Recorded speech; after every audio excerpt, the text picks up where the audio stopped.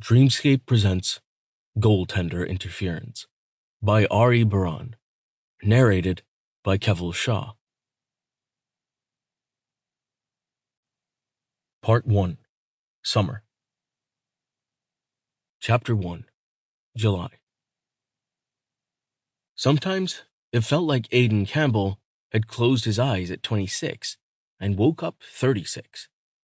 One day he'd been a kid with a kid's body and energy and recovery time. And the next, he had to be even more religious than he used to, about stretching and yoga, where his body tied itself up in knots and ached when he lowered himself into bed. Sometimes it did that anyway.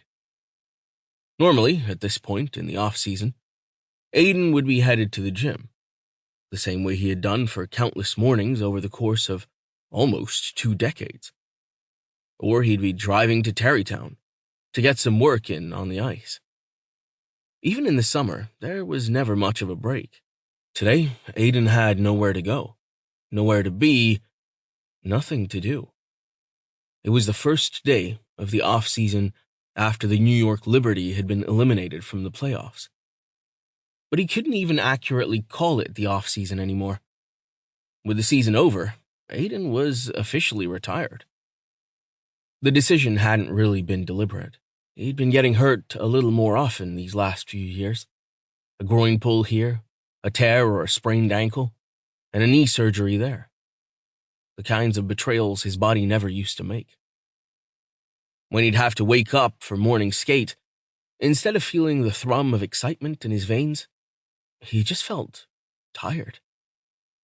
Gabe Walker, his backup, took over the bulk of the starts. When the last year of his contract came up, and talks should have started, he'd put off reaching out to his agent for long enough that it started to get uncomfortable. He'd put it off until Caroline, because she was used to him, called and asked, "So, do you want to make a decision, or is this your way of telling me you've done it already?" Aiden thought about it. The pause went on longer than it should have. Finally, he said, "Caroline, I think I'm done." He didn't have many regrets. He'd brought 2 cups back to New York. His home was decorated with individual awards. He'd been the backbone of the team for years.